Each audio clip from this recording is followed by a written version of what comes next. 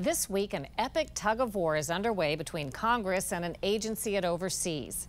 The Justice Department has been withholding key documents, including internal memos by former FBI Deputy Director Andrew McCabe.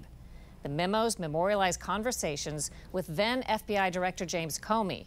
According to the New York Times, they also reveal Deputy Attorney General Rod Rosenstein talked about wearing a wire to secretly record President Trump. Rosenstein denied that. He's expected to meet with President Trump next week. All the efforts to pierce the resistance within the Justice Department and FBI might not amount to much if it weren't for a group in the House of Representatives known as the Freedom Caucus. Today we speak to Freedom Caucus leader Congressman Mark Meadows.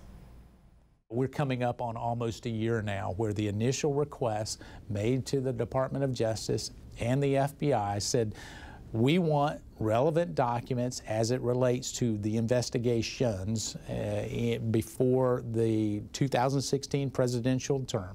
We just want to know if indeed all of this was going on, was there a political bias that really infiltrated the Department of Justice and FBI? It's not the entire Congress nor even all Republicans who are pushing oversight of the Department of Justice and the FBI with so much vigor. It's largely a result of pressure from the Freedom Caucus, which Congressman Mark Meadows has led since last year. We've got to make sure that not only do the American people get to see these documents, they're their documents, but that we don't elevate the Department of Justice, the FBI, to a point where they think that they're an independent agency. They're not. They're part of the executive branch.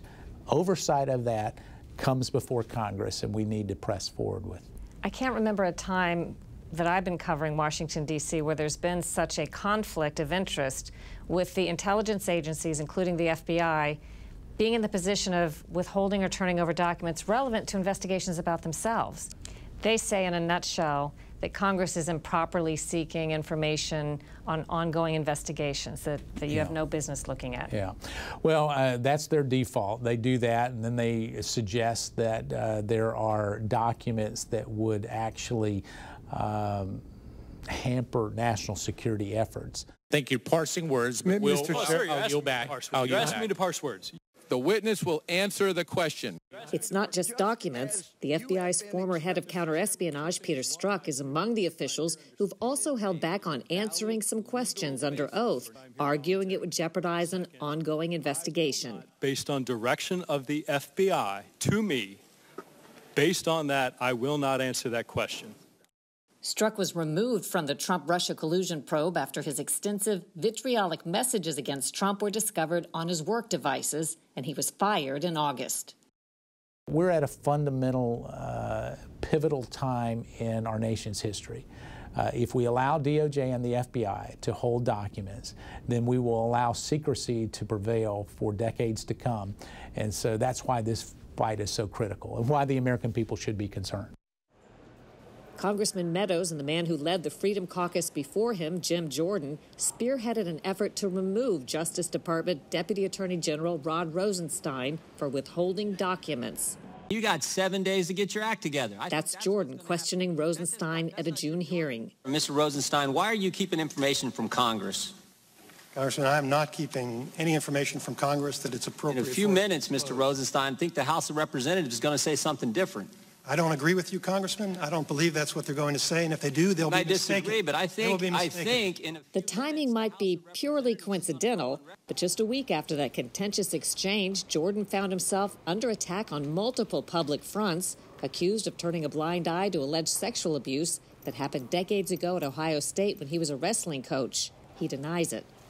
Do you worry, being in your position, as maybe many public figures do now, that you could either be attacked through tactics from intelligence agencies, our own, or even from protesters who want to follow around politicians and harass them out of restaurants and so on? Am I concerned? The answer is yes. You know better than most what the power of the federal government can and can't do. And so seeing some of the things that I get to see in the long arm of a very powerful government, it needs to be held in check. There are about 36 Freedom Caucus members, far from a majority in the House of Representatives, but enough of a voting bloc to have an impact.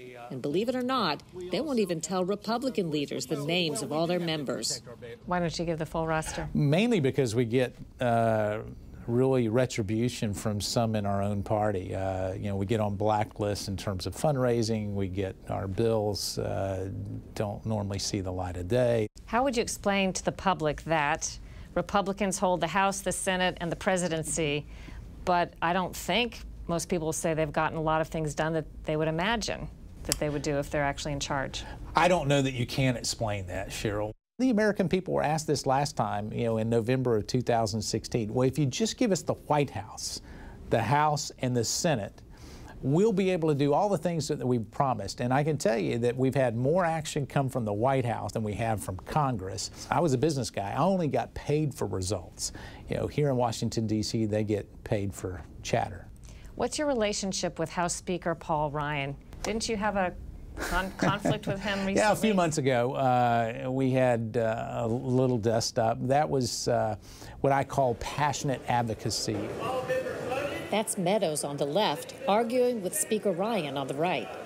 It was a pretty heated exchange. In fact, I can tell you that what was shared with me, what was going to be in an immigration bill, what they not only told me that was going to be in there, they confirmed that it was going to be in there, that I ended up having to read the fine print of the bill to find out it wasn't in there. So wait, your own leadership misled you or lied to you? What do you think? They misled is the kindest word I can put. What was it that Meadows says Republican leaders misled him about? He says he was promised that the bill helping illegal immigrants who came to the U.S. as children would also include increased border security and a guarantee that Congress would be the authority over any unanswered questions in the law, not the president or the courts. He says something similar happened last January when Congress re-upped FISA, our intelligence agency's power to wiretap.